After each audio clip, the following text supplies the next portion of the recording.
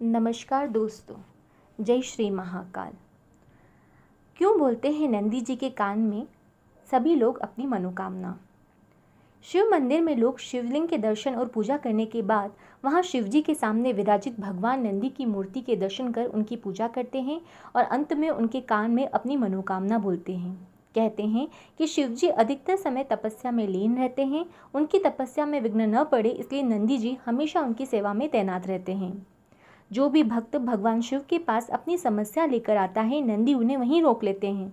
किसी बाहरी विघ्न से उनकी तपस्या भंग न हो, इसलिए भक्तगण अपनी बात नंदी जी को कह देते हैं।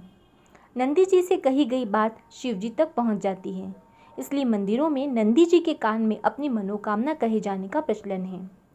कहते हैं कि स्वयं भगवान शिव जी ने नंदी को यह वरदान दिया था कि जो तुम्हारे कान में आकर अपनी मनोकामना कहेगा, उस व्यक्ति की सभी इच्छाएं जरूर पूरी होगी।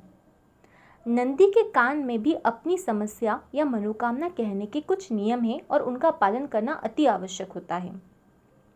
नंदी के कान में अपनी मनोकामना कहते समय इस बात का ध्यान रखें कि आपकी कही हुई बात कोई और न सुने।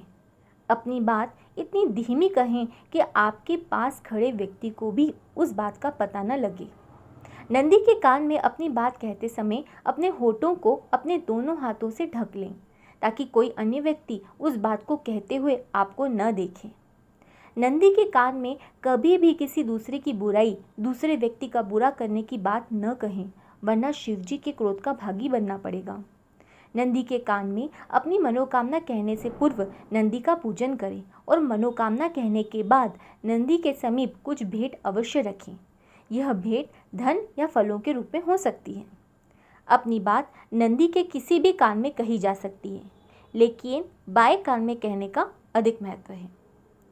नंदी जी के इन नियमों को कहने व सुनने में हमसे कुछ गलती हुई हो तो भगवान महाकाल हमें क्षमा करें। धन्यवाद।